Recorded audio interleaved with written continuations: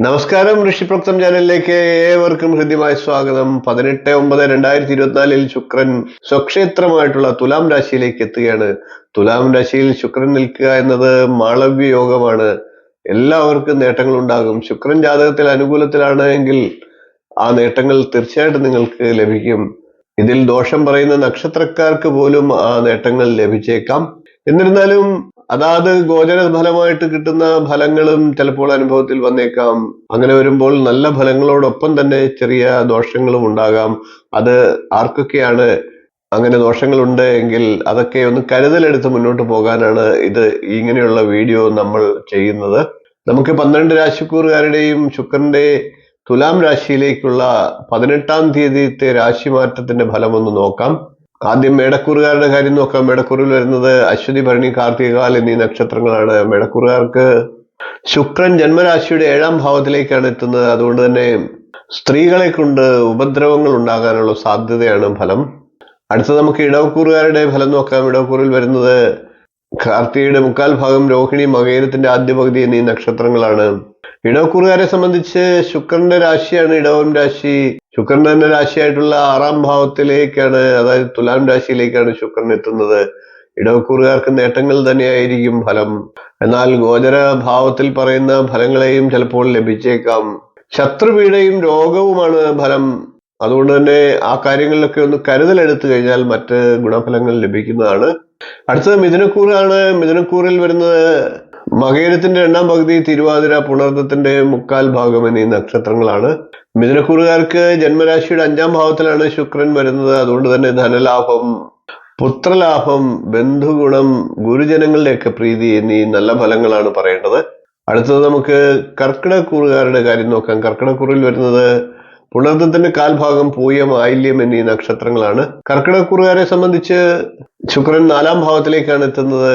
4-ാം ഭാവത്തിൽ ശുക്രൻ നിൽക്കുന്നത് മൂലം ബന്ധുസൗഖ്യവും ഐശ്വര്യവുമാണ് ഫലം പറയുന്നത്. അടുത്തത് നമുക്ക് ചിങ്ങക്കൂറുകാരുടെ കാര്യം നോക്കാം. ചിങ്ങക്കൂറിൽ വരുന്നത് മകം, പൂരം, ഉത്രംകാൽ എന്നീ നക്ഷത്രങ്ങളാണ്. ചിങ്ങക്കൂറുകാരെ സംബന്ധിച്ച് അഭിപ്രായങ്ങൾക്കൊക്കെ ആദരണീയത്വം ലഭിക്കുക, ധനലാഭം ഉണ്ടാകുക, ബഹുമാനസിദ്ധി, വസ്ത്രലാഭം, ശത്രുനാശം ഇവയൊക്കെയാണ് ഫലം പറയേണ്ടത്. അടുത്ത നമുക്ക് കന്നിക്കൂറുകാരുടെ കാര്യം നോക്കാം. കന്നിക്കൂറിൽ വരുന്നത് ഉത്രത്തിന്റെ 1/4 ഭാഗം, അത്തം, ചിത്തിരയുടെ ആദ്യ പകുതി എന്നീ നക്ഷത്രങ്ങളാണ്. കന്നിക്കൂറുകാർക്ക് ജന്മരാശിയുടെ 2-ാം ഭാവത്തിലേക്കാണ് ശുക്രൻ എത്തുന്നത്. അതുകൊണ്ട് തന്നെ ധനാഭിവൃദ്ധി, അലങ്കാര വസ്തുക്കളുടെയും ആഡംബര വസ്തുക്കളുടെയും ഒക്കെ ലാഭം, അധികാര സ്ഥാനങ്ങളിൽ നിന്നുള്ള ആനുകൂല്യം, കൂടാതെ കുടുംബ സൗഖ്യം എന്നീ നല്ല ഫലങ്ങളാണ് ലഭിക്കുക. അടുത്തത് തുലാക്കൂറാണ്. തുലാക്കൂറിൽ വരുന്നത് ചിത്തിരയുടെ 2-ാം പകുതി, ചോതി, വിശാഖത്തിന്റെ 1/4 ഭാഗം എന്നീ നക്ഷത്രങ്ങളാണ്. ശുക്രൻ ജന്മരാശിയിലാണ് തുലാക്കൂറിന്റെ വരുന്നത്. തുലാം രാശിയുടെ തന്നെ അധിപനാണ്. മാളയോഗമാണ് തുലാക്കൂറുകാരെ സംബന്ധിച്ച്. ജന്മരാശിയിൽ ശുക്രൻ നിൽക്കുക വഴി ഭക്ഷണ സൗഖ്യം, കുടുംബ സൗഖ്യം, ശയന സൗഖ്യം, വസ്ത്ര സൗഖ്യം തുടങ്ങിയ നല്ല ഫലങ്ങളെ പറയണം. അടുത്തത് വൃശ്ചികക്കൂറാണ്. വൃശ്ചികക്കൂറിൽ വരുന്നത് വിശാഖത്തിന്റെ 1/4 ഭാഗം, അനിഴം, തൃക്കേട്ട എന്നീ നക്ഷത്രങ്ങളാണ്. വൃശ്ചികക്കൂറുകാരെ സംബന്ധിച്ച് ശുക്രൻ 12-ാം ഭാവത്തിലേക്കാണ് എത്തുന്നത്. അതുകൊണ്ട് തന്നെ ധനലാഭവും വസ്ത്രാഭരണ ലാഭവും ഒക്കെയാണ് പറയേണ്ടത്. അടുത്തത് ധനുക്കൂറാണ്. ധനുക്കൂറിൽ വരുന്നത് മൂലം, പുരാടം, ഉത്രാടം, കാൽ എന്നീ നക്ഷത്രങ്ങളാണ്. ധനുക്കൂറുകാരെ സംബന്ധിച്ച് ശുക്രൻ 11-ാം ഭാവത്തിലേക്കാണ് എത്തുന്നത്. അതുകൊണ്ട് തന്നെ ഭക്ഷണ സൗഖ്യവും ധനലാഭവും ബന്ധുഗുണവും ഒക്കെ ഫലമായി പറയണം. അടുത്തത് മകരക്കൂറാണ്. മകരക്കൂറിൽ വരുന്നത് ഉത്രാടത്തിന്റെ 1/4 ഭാഗം, തിരുവോണം, അവിട്ടത്തിന്റെ ആദ്യ പകുതി എന്നീ നക്ഷത്രങ്ങളാണ്. മകരക്കൂറുകാരെ സംബന്ധിച്ച് ജന്മരാശിയുടെ 10-ാം ഭാവത്തിലേക്കാണ് ശുക്രൻ എത്തുന്നത്. അതുകൊണ്ട് തന്നെ മത്സരം ഉണ്ടാകാനുള്ള സാധ്യതകളുണ്ട്. കൂടാതെ മാനഹാനിയും നേരിടേണ്ട അവസരങ്ങൾ വന്നേക്കാം. അടുത്ത കുംഭക്കൂറാണ്. കുംഭക്കൂറിൽ വരുന്നത് അവിട്ടത്തിന്റെ 2-ാം പകുതി, ചതയം, പൂരിട്ടാതിയുടെ 1/4 ഭാഗം എന്നീ നക്ഷത്രങ്ങളാണ്.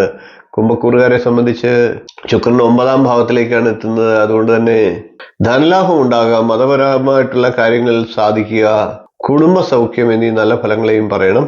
അടുത്തത് മീനക്കൂറാണ്. മീനക്കൂറിൽ വരുന്നത് പൂരിട്ടാതിയുടെ 1/4 ഭാഗം, ഉത്രട്ടാതി, രേവതി എന്നീ നക്ഷത്രങ്ങളാണ്. മീനക്കൂറുകാരെ സംബന്ധിച്ച് ശുക്രൻ 8-ാം ഭാവത്തിലാണ്. അതുകൊണ്ട് തന്നെ ആഡംബര വസ്തുക്കളുടെയൊക്കെ ലാഭം, സ്ത്രീ സൗഖ്യം, വസ്ത്രലാഭം എന്നീ കാര്യങ്ങളും പറയണം. 12 രാശിക്കൂറുകാരുടെയും തുലാം രാശിയിലേക്കുള്ള രാശിമാറ്റ ഫലമാണ് പറഞ്ഞത്. തുലാം രാശി സ്വക്ഷേത്രമാണ്. അതുകൊണ്ട് തന്നെ ഏവർക്കും അനുകൂല ഫലങ്ങൾ തന്നെ ലഭിക്കും എന്ന് നമുക്ക് കണക്കുകൂട്ടാം. മറ്റ് ഗ്രഹങ്ങളുടെയും കൂടെ നക്ഷത്ര ഫലത്തെ ചേർത്ത് വായിച്ചുകൊണ്ട് വേണം ഒരു വ്യക്തിയുടെ സമ്പൂർണ്ണ ഫലത്തെ പറയുവാൻ. എന്നിരുന്നാലും ഈ പറഞ്ഞ ഫലങ്ങൾക്കും പ്രസക്തിയുണ്ട്. അടുത്ത ദിവസങ്ങളിൽ നമുക്ക് മറ്റ് നല്ല വീഡിയോകളുമായി വീണ്ടും കാണാം. നന്ദി, നമസ്കാരം, ശുഭദിനം.